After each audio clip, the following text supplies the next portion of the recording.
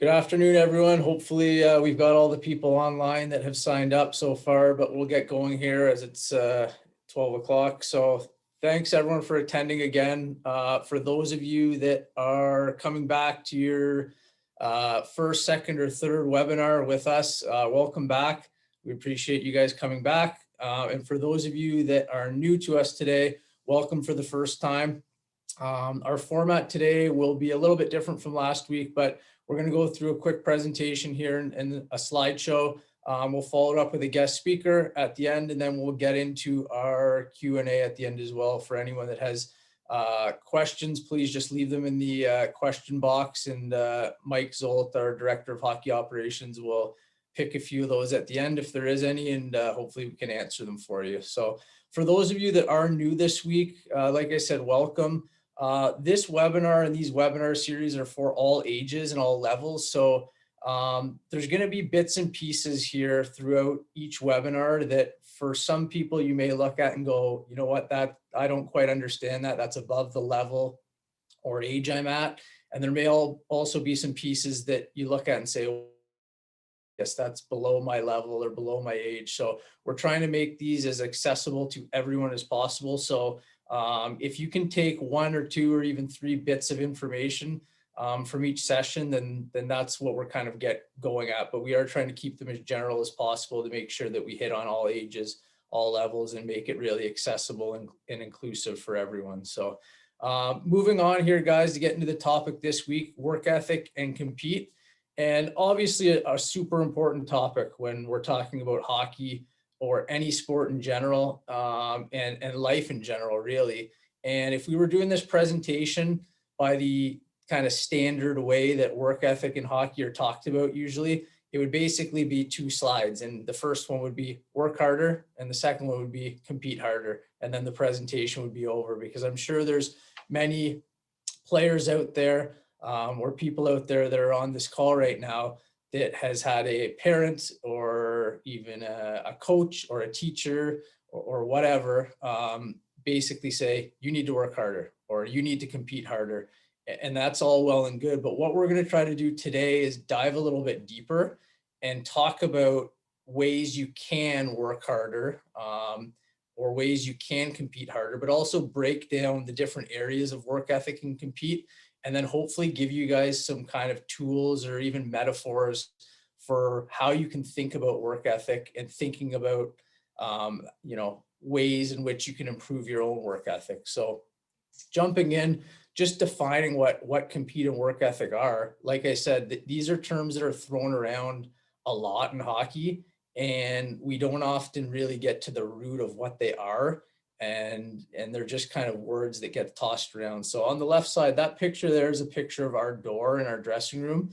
And that's the last thing our players see before they go onto the ice, before every game or practice. So you can see the value that we put on competing and working, but that's there as a reminder to them. But to break down a little bit more, you can see the definitions here of compete is strive to gain or win something by defeating or establishing superiority over others who are trying to do the same. So, in a hockey game, obviously a team playing a team, you're competing against another team, but it can be broken down even more into smaller battles, one-on-one battles on the ice, 5-on-5, the guys you're on the ice with competing against, like I said, one-on-one battles, or it can be even competing against yourself mentally sometimes. And I think that's another piece that we sometimes forget. So that's a little bit breaking compete down. And work ethic is defined as a set of values centered on the importance of doing work and reflected, especially in a desire or determination to work hard. So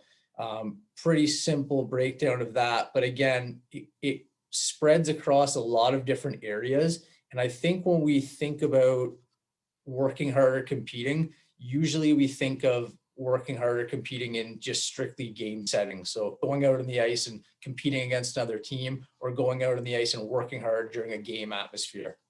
And to break it down a little bit more, these are all the different areas that you can find compete and work ethic in hockey. And again, on the left side, that's another a picture of a door we have where our players enter and exit our dressing room every day, and that's the last thing they see before they leave every day. So again, did you do everything in your power to get better? And that's along the lines of our values of competing and working hard, but breaking it down more, all the different ways and areas of work ethic and compete. Obviously, it can be on the ice like we've talked about, but it can also be off the ice. So, you're looking at different ways in season. Obviously from a typical season, you're running September to whenever, March, April, May, whenever you stop playing, but in the actual season, or it can be outside of your actual season when you're doing training to get ready for your season. And then breaking those categories down even more. We've talked about games a little bit, but oftentimes we forget about practices, we forget about workouts. And then I put other down there, but that's just a category for other different stuff that can come up during a hockey season or even during an off season. Things like working hard at maybe rehabbing an injury, working hard at, maybe improving your leadership skills because you're expected to be a captain of a team or you're an assistant captain or whatever. So there's lots of ways that we usually think about work ethic and compete, and it usually deals with sweating and gritting it out and grinding it out. But I think there is a whole other category there where work ethic can also be things that you're doing that aren't actually, you're sweating or physically working hard, but maybe your mind is working hard and you're improving yourself in that sense. So that's a bit of a breakdown of all the different areas I think it shows up in hockey. And just in general with work ethic in hockey, are we behind in other sports? And that's a question I don't really have an answer to. I think everyone maybe has their own opinion on it, but I feel like sometimes maybe we are. And I think not from a game standpoint. And I think when you watch games on TV and you watch hockey on TV or you watch a hockey game, you think to yourself, wow, everyone's out there really giving it their all, really working hard, but more from a season training perspective. And if you compare our sport to other sports and the hours and all the little detail stuff in an off-season training program, I do sometimes feel like hockey is a little bit behind. If you're comparing to maybe an Olympic athlete or different sports where the kind of standard mindset in hockey during an off season is, yeah, I do a 45-minute to an hour off ice workout, and then I skate 2 or 3 times a week, and that's enough. And for guys that are high level players or older players on the call, I think you should really question, are you just doing that because other people are doing that and you think that's the norm and that's the standard? Or is there a whole other level that you can reach when you look at different sports and compare yourself to different sports where your off-season training can go to a different level? The on ice versus off ice, we talked about a little bit. During COVID, it wouldn't be a webinar call without talking a little bit about COVID, obviously, in the situation we're in right now. But, the restrictions in place in most places shouldn't prevent, and we talked about creative training in the first webinar and different ways that you guys can get creative, but it shouldn't be a reason for your work ethic to suffer just because you aren't playing games. Like I said, there's many other different avenues to explore when we're talking about work ethic.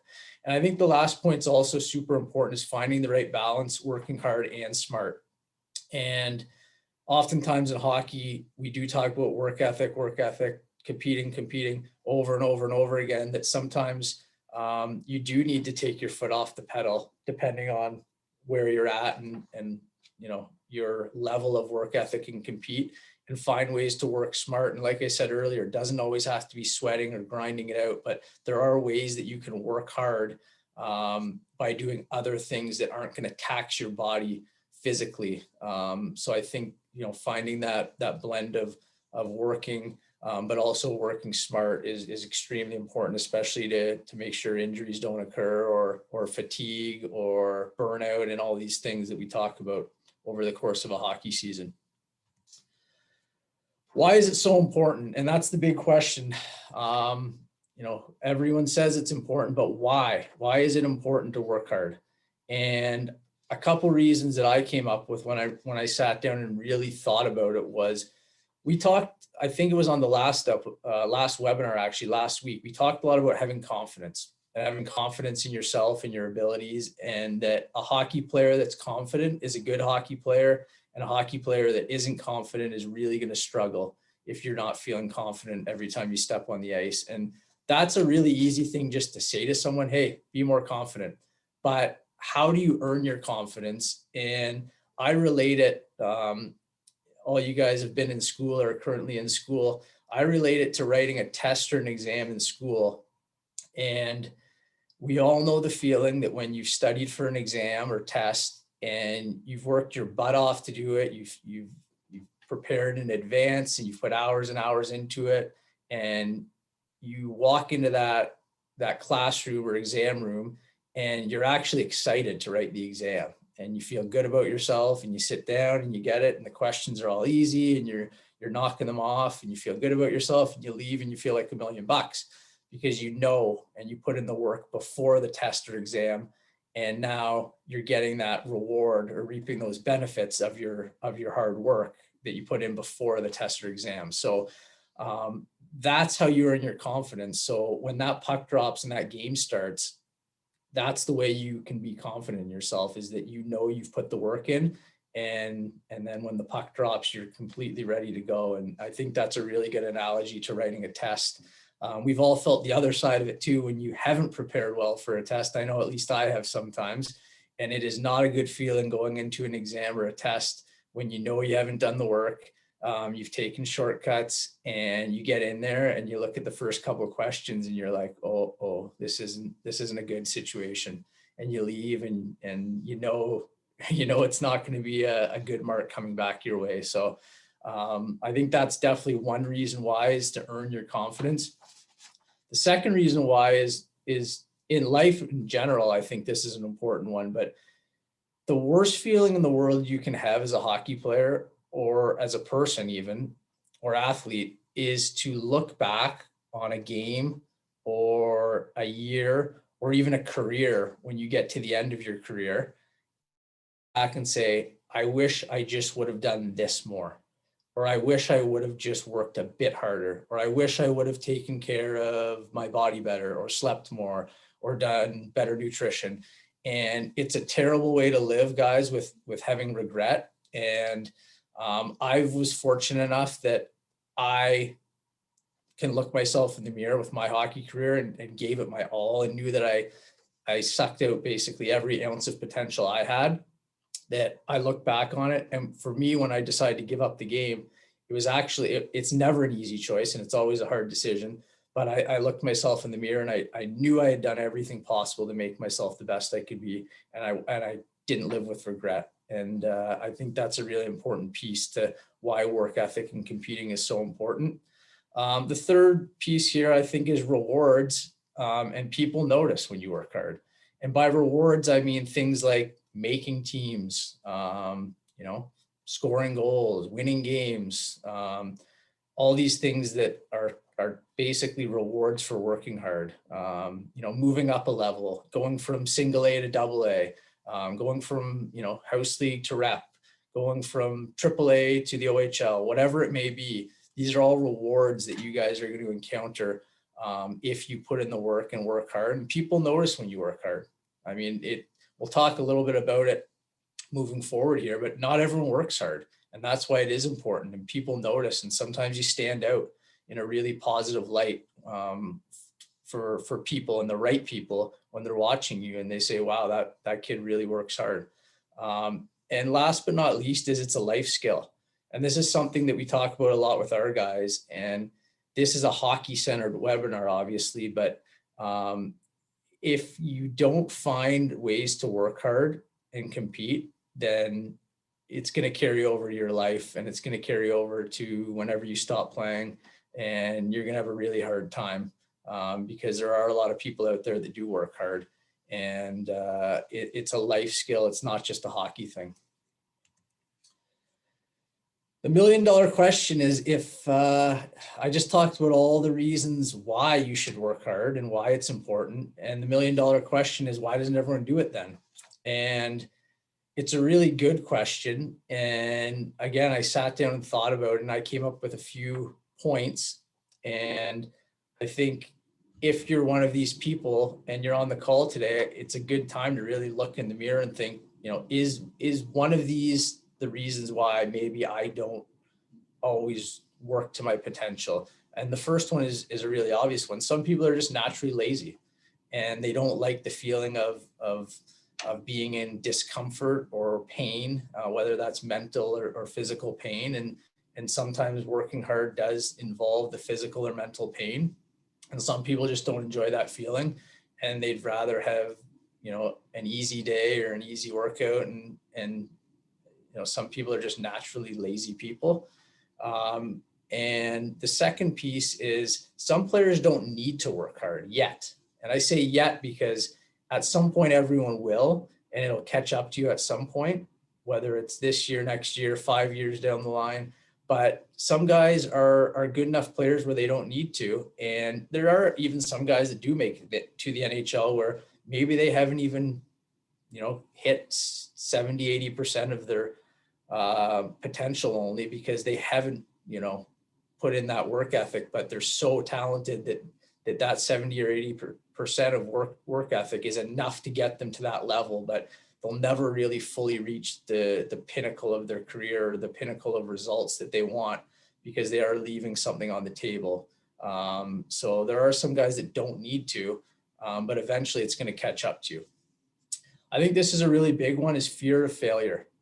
And we all know a guy on the team or in the classroom or whatever that doesn't want to work hard because he's scared that if he works hard and it's not good enough, that he's going to fail.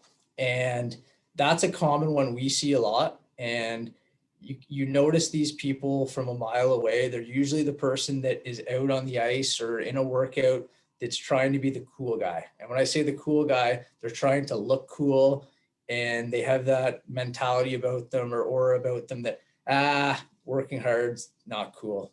I'm just going to kind of put in a half-assed effort, and I don't need to work hard. It's not cool to work hard.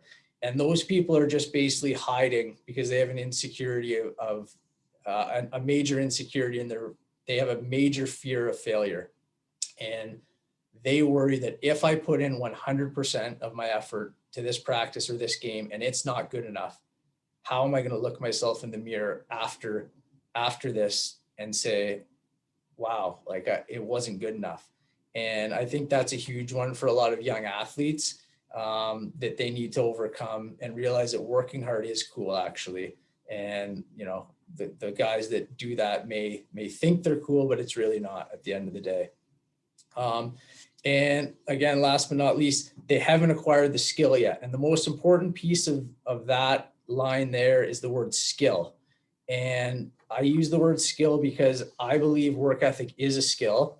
A lot of people take it for granted and think that it's just something you're kind of born with. And, Johnny's a hard worker. He's always been a hard worker, and that's just how it is. Or, Mike's lazy and, he doesn't like to work hard, and we'll never get him to work hard because that's just who he is, and he's lazy. And so forget about it. He'll never work hard. And I don't believe that. I personally believe that work ethic's a skill. And I'm going to play a real short video clip here. Hopefully everyone can see and hear it. I'm just going to switch my screen quickly. And this is a video of Paul Maurice, the coach of the Winnipeg Jets. And he's talking about a player named Jansen Harkins, I believe, who's kind of an up and down AHL, NHL player. I think he's currently with the Jets this season, but this was, I think, in the playoffs last year. And he's talking about Jansen Harkins and why he put him into the lineup. So hopefully everyone can hear this. I just want to make sure I get this right, so I'm not over exaggerating, but I don't know that I've had a player that has been given less opportunity and stayed in the fight and competed as hard as this guy has. Like, he had no chance of making our team. He had a good game, but he's not a first overall pick, so he doesn't have 10 guys pounding the table for him to give him that chance. So he's been given nothing here. But what he did was he forced an opportunity. So he went with the Moose, like there was no choice but to call him up, right? And then he gets in the lineup and he gets into practice. He works so hard. You just have to play him. So all he does is, no matter what the situation, he just catches your eye, right? He was clearly the first of the three in for us because of his training camp. That goal he scored, he may have scored that 10 times in the last 3 weeks. Really, he has. It's off his stick before you think it should, and it's barred out. So I think what you got with Hark is a guy that's going to get into the National Hockey League, and he's probably not going to come out for about 14 years. So you guys can hopefully see and hear that video, and it's a really good example of a guy, and that's just one example of it, but there's probably countless examples of it. And when that clip came out last year, it reminded me of a story I had about Paul Maurice and something really valuable that he taught me. And just to give a little bit of background info, this webinar is not about me personally, but to give more background on the story, I had just finished playing at St. Lawrence University, and it was my first year pro, and I was fortunate enough to get invited to the Traverse City Rookie Tournament and play for the Carolina Hurricanes team there, where it's a bunch of prospects on different teams, and we all come in and play 4 or 5 games against each other. And I had not been invited to Carolina's training camp yet. And I had a decent camp, and my goal going into Traverse City was I was just going to work as hard as I can and hopefully get noticed. And it worked. And I eventually, after the tournament, they invited me as a free agent to Carolina's camp. So, as an undrafted player, as a free agent, going to an NHL camp was, for me, it was the coolest moment of my hockey career, and getting to sit beside, guys like Eric Stahl and Cam Ward and really get an NHL experience for a guy that never really thought he would get to that point was very cool. But when I got to Carolina, and initially, you're a little bit starstruck. Once that wore off after the first day or two, again, I tried to refocus myself. And again, my goal was I'm going to be the hardest working player at this camp out of all 60, 70 guys or however many guys was there. And I'm just going to work as hard as I can and do everything I can. And whatever happens, happens after that. So I obviously got cut in the first round of cuts and was in over my head in terms of the actual hockey. But I had a exit meeting with Paul Maurice, who was the head coach in Carolina at the time. And he said, "Hey, you worked really hard. We noticed your work ethic. That was great." And the thing that he said next is something that I have always remembered, and I even use it with our players now. And it was something that made so much sense to me, but I never heard anyone say it in this way or explain work ethic in this way. And he said, "We appreciate your work ethic because we know everyone doesn't work hard, and work ethic is a skill. And it's the same as shooting, passing, stick handling, all these other different skills. Some guys are better at it than others. Some guys are really good at it. Some guys need to work on it. It's something to improve. It's something that you can also get worse at." And I had never really heard work ethic explained that way, but it made so much sense to me. And I think it's a really important message for young players that work ethic is a skill, and you can improve on it, and you should take steps to try to improve on it. And it's going to allow you a lot of different opportunities, not only in hockey, but in life. So I think that's an important piece of the puzzle, is that work ethic is a skill. I said at the start that we were going to give you guys ways to think about work ethic and different kind of, I don't want to call them tricks, but maybe ways to think about how work ethic can impact you in hockey.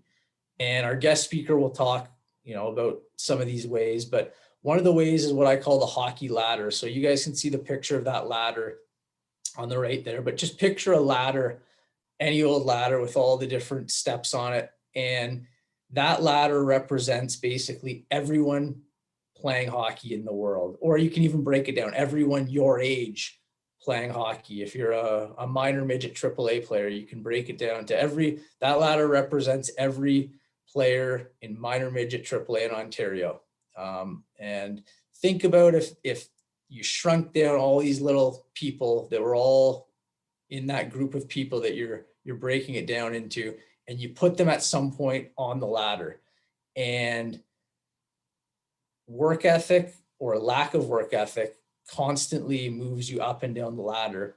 And I think that's an important thing to remember, no matter what level you're at, whether it's single A, double A, triple A, house league. If everyone's on this hockey ladder, there's constant movement up and down the ladder. So every day people are moving up and down. If you think about,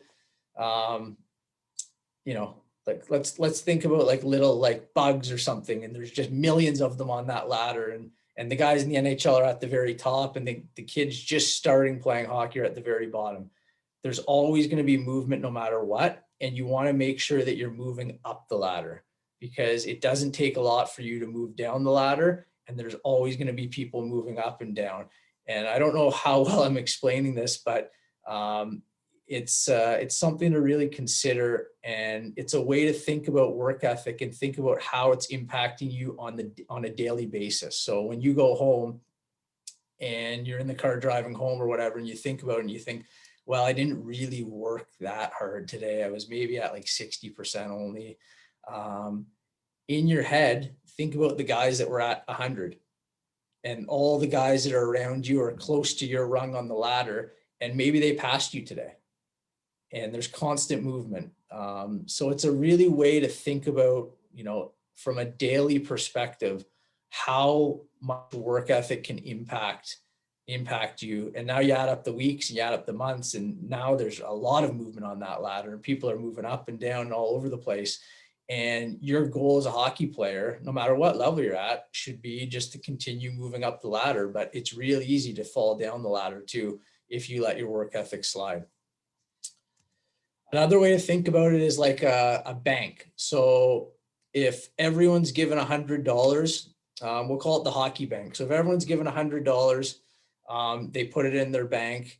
And if you don't go out and work a job or find ways to make money, you're going to have only $100 in your bank. So once you start finding things to spend that money on, slowly your bank account is going to go lower and go lower and go lower until eventually you have $0 and you go to make a purchase and it'll say insufficient funds. You don't have enough money to buy this. So that's a way to think about work ethic too, is work ethic is constantly filling up your hockey bank. So every time you work hard or have a practice where you work at 100% or a workout where you work at 100%, you're constantly adding money to your bank. So when you go to take out a deposit or you go to make a purchase, which is basically, playing in a game or, trying to score a goal or whatever, then you've banked enough stuff in there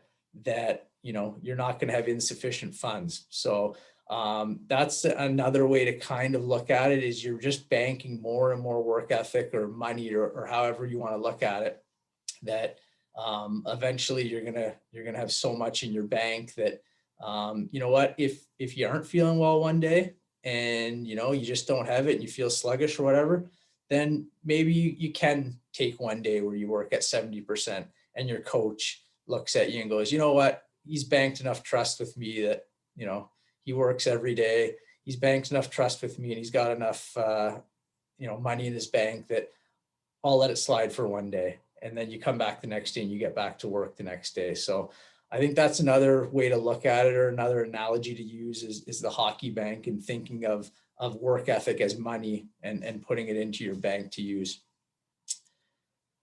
We'll get into a couple more of those in a second with our guest speaker, but the 40% rule, I don't know if anyone has ever heard of this guy, David Goggins, before, but I find him really fascinating. He's a bit of a wild man, former Navy SEAL, Army Ranger, turned kind of inspirational fitness guru, whatever you want to call it. But he has a rule that's called the 40% rule. And his 40% rule basically says that when your mind and body are tired and you feel like giving up, you're really only at around 40% of your true capacity. So, I mean, we talked about mindset last week, and this is probably more of a mindset rule, but I think it also, gets into work ethic as well. I don't know if the number's 40%. That might be a little low for me. Maybe it's 60, maybe it's 70%, but whatever percent it is, I think it's an important thing to remember is that most oftentimes when your mind feels like you're at your full capacity of working or competing, there's a good chance that there's still 10, 20, 30, 40% that you can push to and get to that next level. And going off that book recommendation for this week, I will preface this by saying this book has like a lot of like language. It's not suitable for younger kids. If you're a bantam or minor midget or midget player or an adult, then I would definitely recommend David Goggins' book. A lot of lessons about work ethic and mindset and mentality as well, but really interesting story. But again, it's there's definitely some material in there and language that may not be suitable for all ages. So I just wanted to make sure I made everyone aware of that before you run out and get that. But that would be my book recommendation for this week. And a lot of valuable pieces on work ethic and really taking your work ethic to the next level. And after I read this book, I actually wrote down some ways in which that I could work harder and be more efficient in my work ethic. And I found it really useful in that sense, really challenging myself to reach a new level in terms of my work ethic and getting things done in my job, but just life in general. Moving on to our guest speaker. So this is a guy that's probably familiar to most people. There he is. He's joining us now. And obviously there's a connection here as well. It's my dad. He was an easy guy to get, so I got him. And but all kidding aside, he growing up, he put a really big premium on working hard and work ethic for myself and my brother when we were young kids, whether it was in hockey or lacrosse or even outside of sports, school, whatever it may be. So a lot of the stuff that I talked about earlier were lessons actually from him. And he taught me a lot of important things to do with this topic. So I thought it would be fitting to bring him on. So thanks for joining us today, Dad. Just a quick question before we get into a more specific to our topic, but all our guest speakers so far have talked about just COVID related, pandemic related stuff. It's obviously affecting young players. Is there any message you have for young hockey players, during such a unique time where most guys aren't playing and it's a real kind of struggle for a lot of kids? Well, first off, thanks for having me on. And but yeah, I think I'm sure I'm not going to tell anybody anything they haven't probably already been told, but it's so important to know this. We might as well stress it again. And that is, you got to take care of your mental health at a time like this. It's a year unlike any other that we've ever experienced, and hopefully won't be the future will only be better than this. But right now, it's been a difficult year for everybody. And so if you are having difficulties, don't suffer in silence. Make sure you seek out help and look for somebody to try and help you if you're suffering. And if you're not suffering, realize other people around you might be, whether friends, teammates, family members, whatever, and just lend an ear and make sure those people know that if they're suffering, they don't need to suffer in silence, and you can be there to help them. Now, in terms of practical terms with the pandemic, I know you guys talked about mindset and mentality last week, and the book recommendation was The Obstacle is the Way from Ryan Holiday. And part of that book, the basic premise of that book is that everything in life is neither good nor bad. It's what you choose to make it. In other words, choose not to be harmed and you're not harmed. And so when something like a pandemic happens, which is just, over 100 years, nothing like this is, well, going back to 1917, obviously. So more than 100 years ago, the influenza epidemic, but the obstacle is the way. And what that literally means is when there's an obstacle in your way, the way through it is through it. And And so how do you flip that in your favor? In any bit of bad news, and you've got to realize that when you get a setback, when something is in your way, this obstacle is there, you need to look at it and you need to say to yourself, okay, I'm having a tough time getting over this. And how am I going to handle that? You need to flip it and find the opportunity in that to get better. And the obvious thing that you're dealing with here in the pandemic is you probably never had more time on your hands. So how do you choose to utilize that time? And again, you can't maybe go out on the rink and do the things that you want to do. You can't play games. You can't have as much fun with your friends as you did before. But you could probably do 1 million push-ups. You could probably do 1 million air squats. You could probably do 1 million burpees.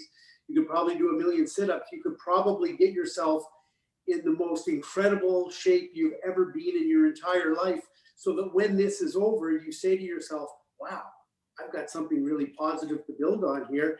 And so when you do get to go back and play, you're in a better place than you ever possibly could have been in the history of your hockey playing ability, because you had this crazy break that was forced on you and you did something positive with it. So I'll leave it to you to figure out what it is exactly you could be doing more of. And it's never too late to start. So in other words, if you've just played video games for the last year and not done anything, this pandemic's not over. We're still locked down. You're still not able to play games or practice or do the things you're doing. You could start now a fitness regimen that is going to make you such a better hockey player and give you the tools that Mike talked about to have a better work ethic. So those are the other things. And the only other one I would add in is, as much as you want to do something for yourself, in times like this, random acts of kindness to other people are always a good idea. And I find over time, I was probably, when I was younger, and I think a lot of hockey players and people in the hockey business are like this, you become very self-centered because you want to make it at what you're doing. And so your entire focus is on, how do I get better? How do I push the envelope? And everything's about me, try and get better. And you get into a mindset of that. And I understand that it takes that sometimes to be successful, but there needs to be times where you care about other people and you do things for other people. And the more things you care about and do for other people, the more they come back to you in other acts of kindness to you. And so I would just say, if there's anything you can possibly do to make somebody else's day a little brighter during the pandemic, do it. Just do it. And trust me, you will feel 1,000 times better doing one random act of kindness for somebody else than you will doing 10 things to make yourself feel better. So that's just my pandemic advice for what it's worth. Yeah, for sure. And getting into our actual topic we're talking about today. This is, we talked about different ways to look at work ethic and competing and different kind of ideas. We talked about the hockey ladder, the hockey bank, whatever. This is one, and people are going to laugh on the call once they see the name of this one, but this is one that you used with me growing up, probably the most out of all of them. And again, it's got a weird name.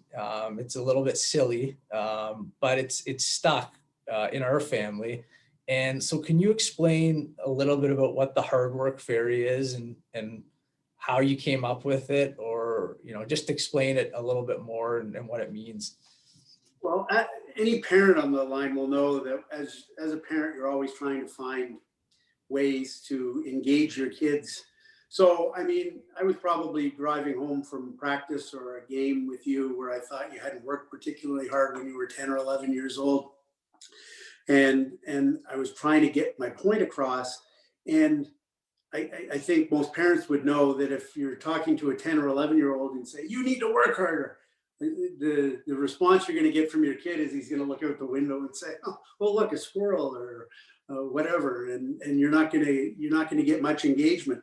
And so I guess I just out of the blue came up with this concept of the hard work fairy, which I intentionally thought was funny because it's such a juxtaposition. So there's the fairy, that's like Tinkerbell from the Disney movies or whatever. And Tinkerbell flies around and is this light, airy fairy sort of thing. And it's all like sprinkling dust. And there's a lightness and an airiness about fairies.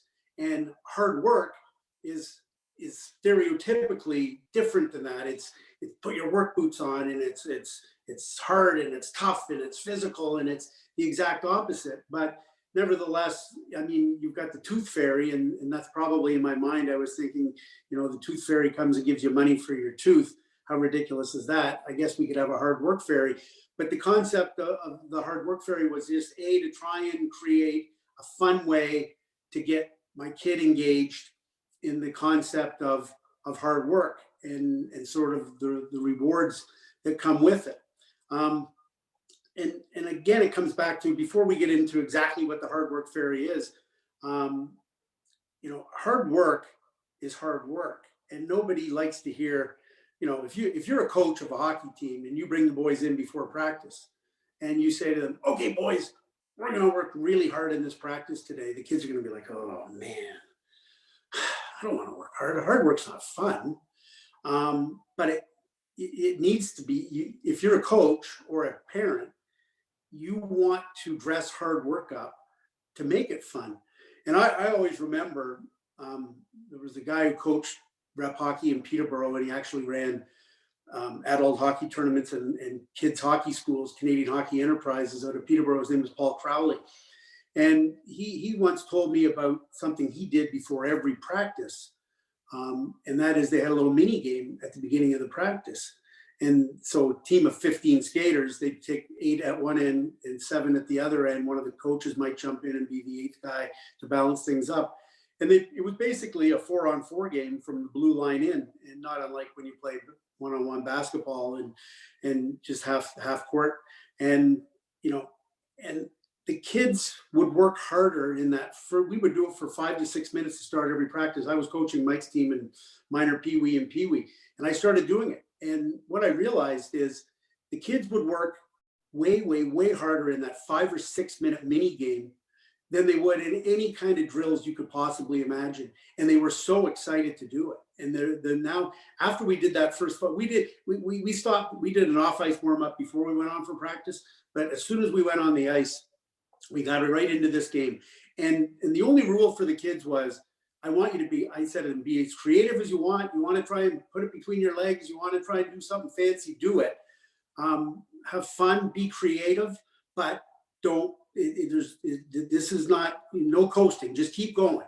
And the kids took it right to heart. And so 4 or 5 minutes, they just played hard shinny, blue line to net. And they were so engaged, and they were in a froth by the time it was over, and they were fully engaged and ready to work for the rest of the practice. And they had so much fun.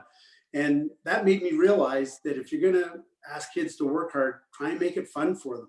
So on the hard work fairy, what I really tried to do, the other hard thing about hard work is kids are terrible at self-assessing. One of the things I would notice with Mike, and this is one of the reasons why I created the hard work fairy for him, was we'd be coming home from a game and I'd say, so how do you think you played? Oh, not bad. Well, how hard do you think you worked? I think I worked really hard. And I'm thinking to myself, he didn't work hard at all. He was coasting the whole game. He lost every battle. His feet weren't moving. There was no hard work at all.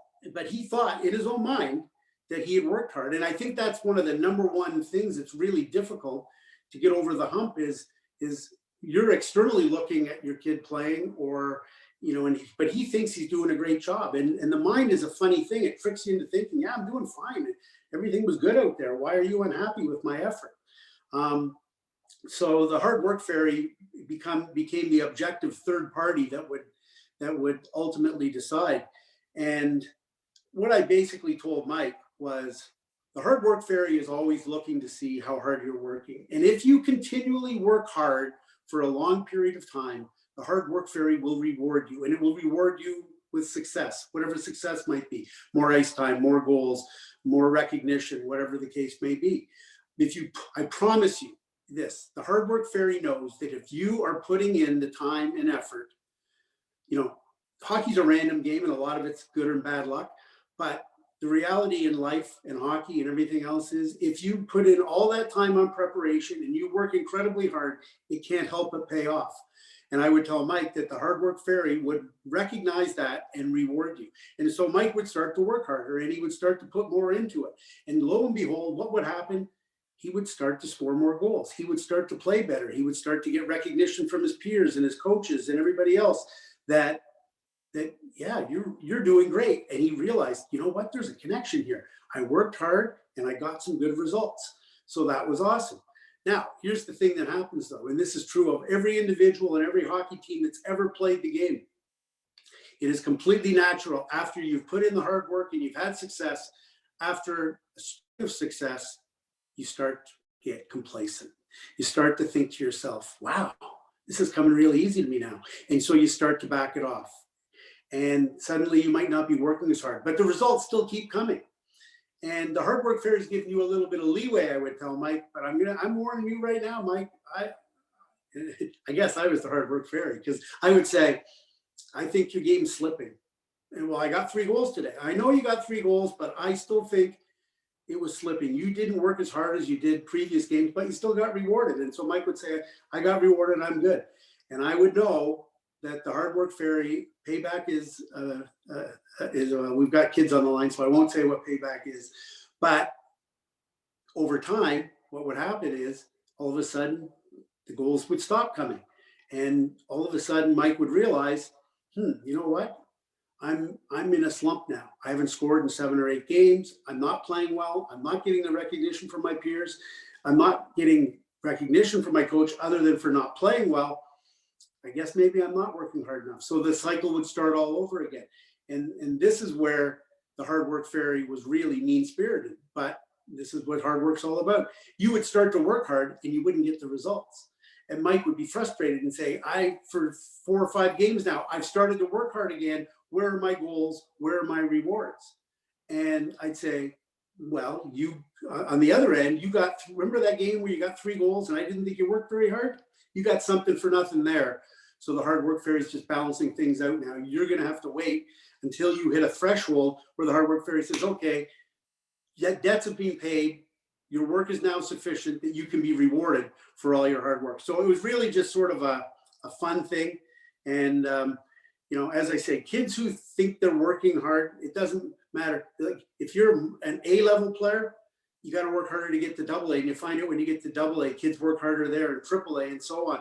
Same thing when you go from minor hockey to junior hockey to the American League to the National Hockey League, where you thought you were working hard before, when you get to the next level, you find out that there's a whole other level that you've never even gotten to. So those were just some of the tools I used with Mike, and we still laugh about it today.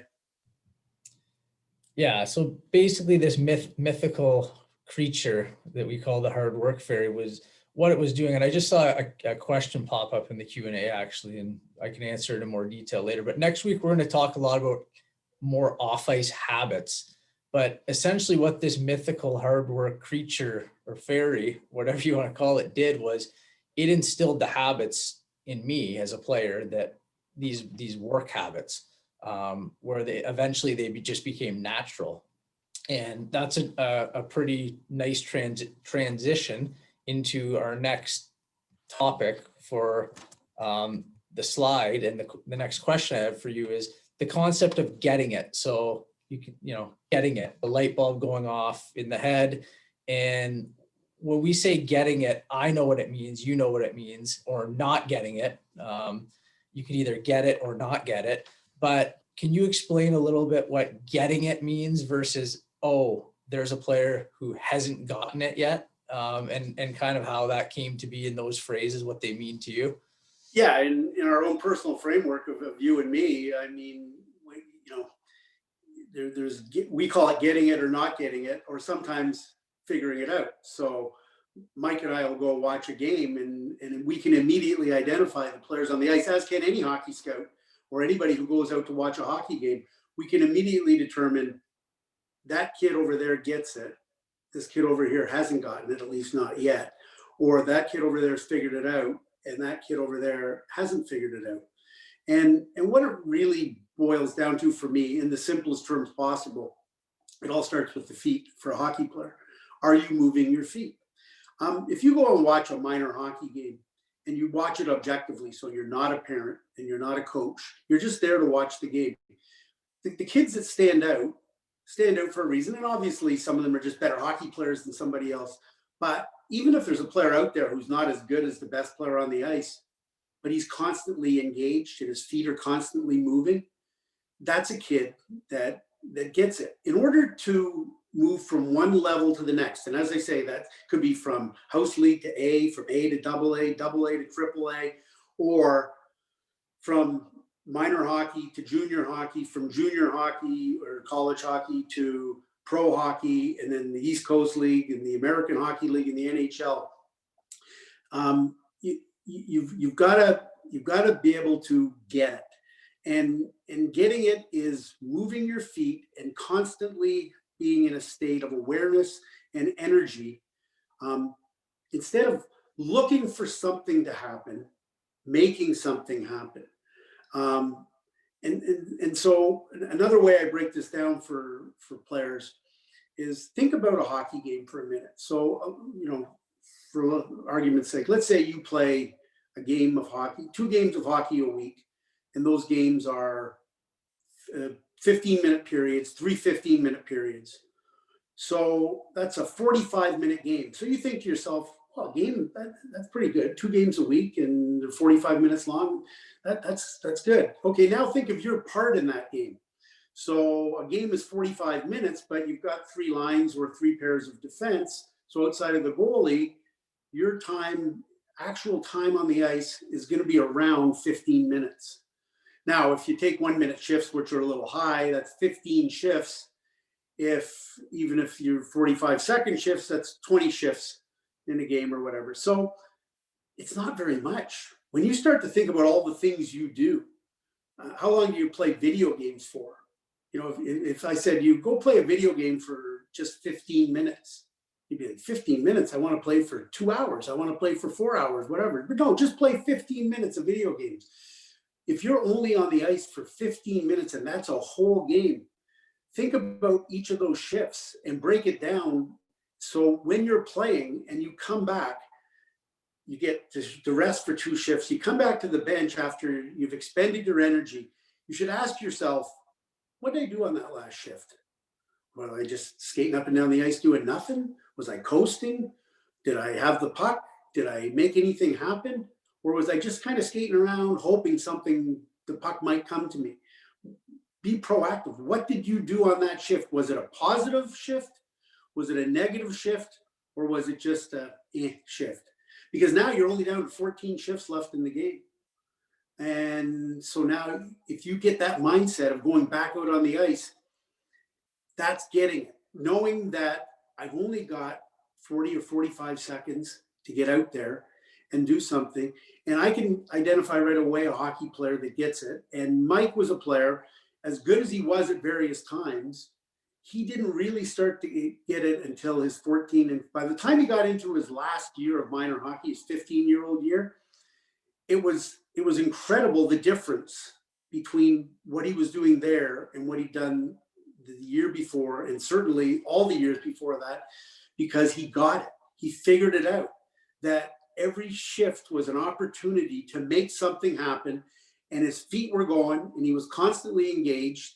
And so a player who probably, because he wasn't a great skater and because he wasn't very physically strong, probably had no business getting to the next level, willed himself to get to the next level.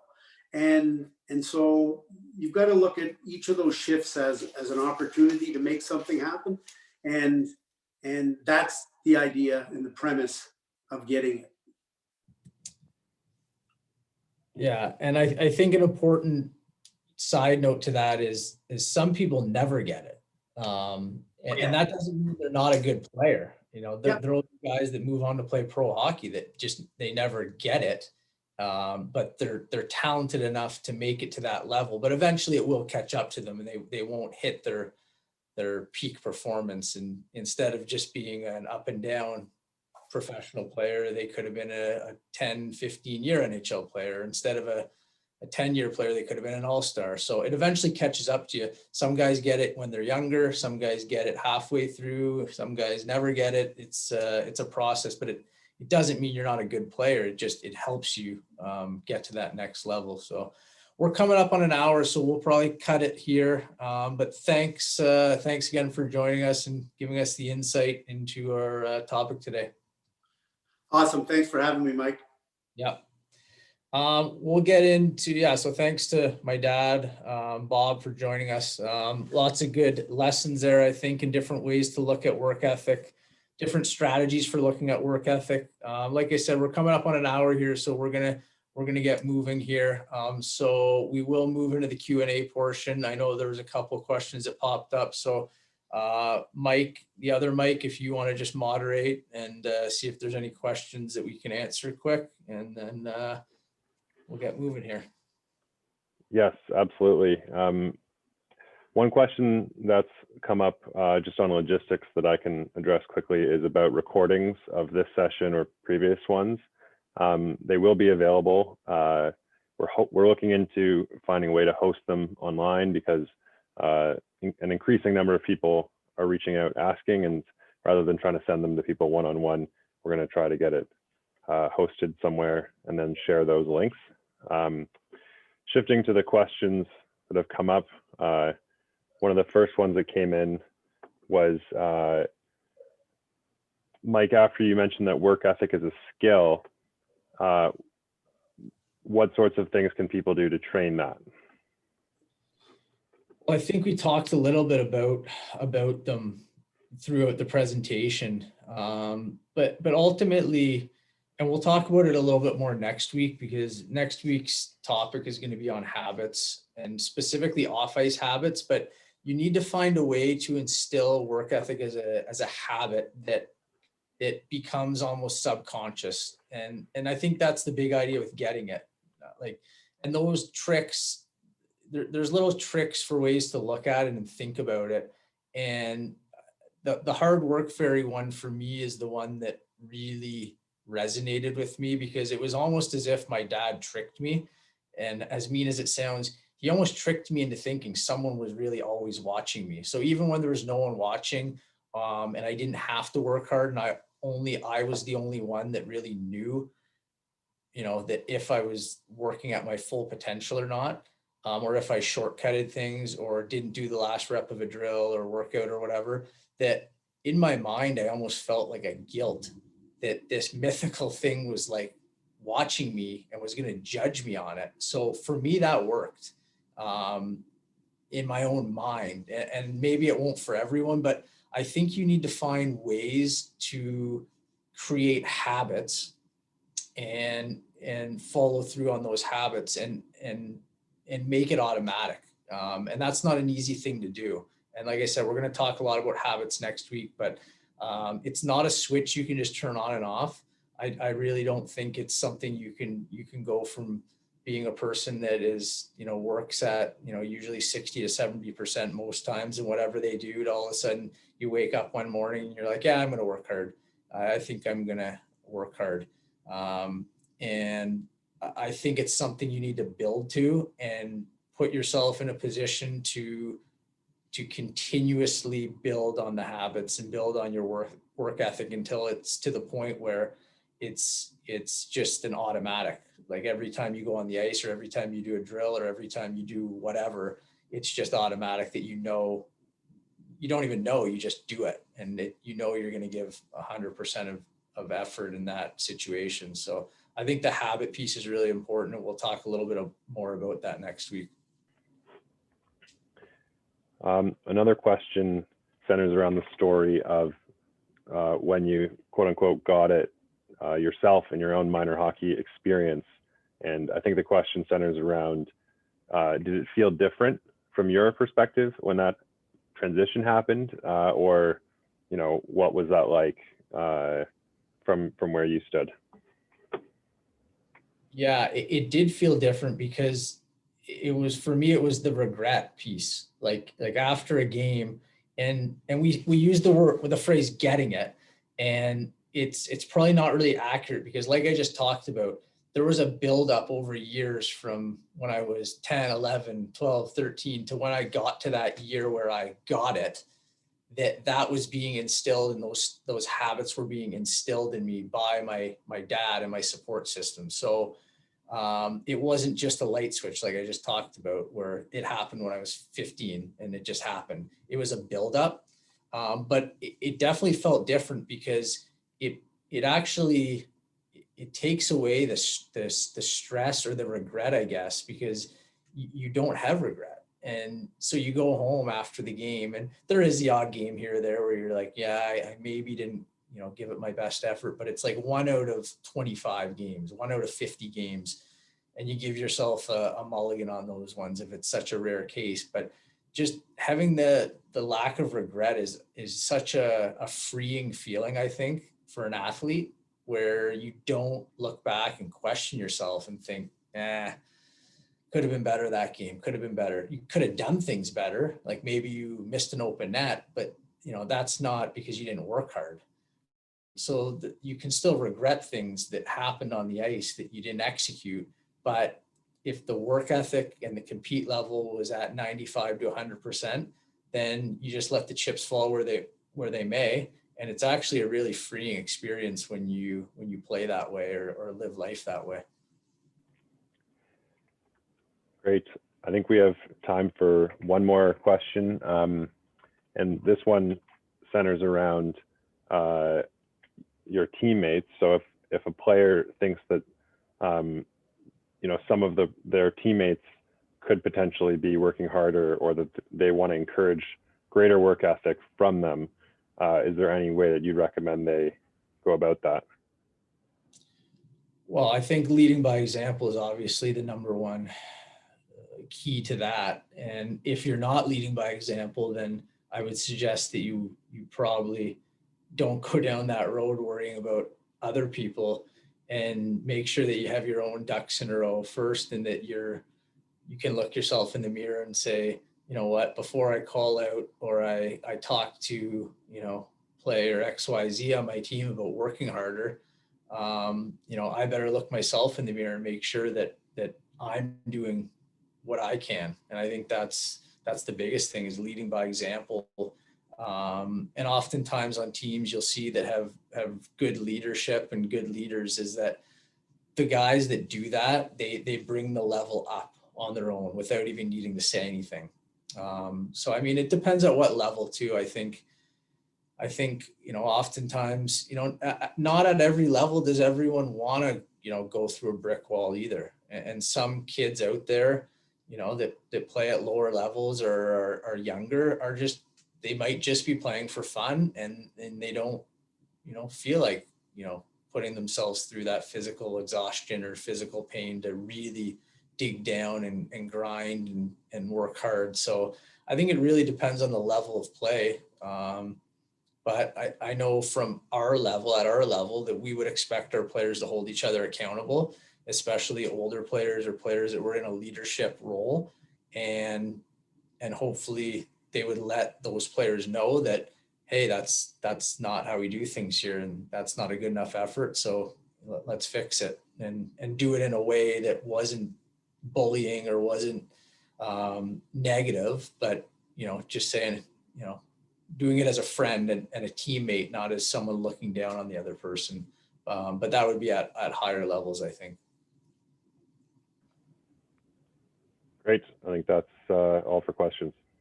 Okay, awesome. Well, thanks again, everyone, for joining us. Like I said, we will do another one. We'll have session 4 of 5 next Sunday, same time. I'll be tweeting out the registration link, and we'll be talking about habits, and specifically off-ice habits. So thanks again for joining us, and hopefully everyone has a good week.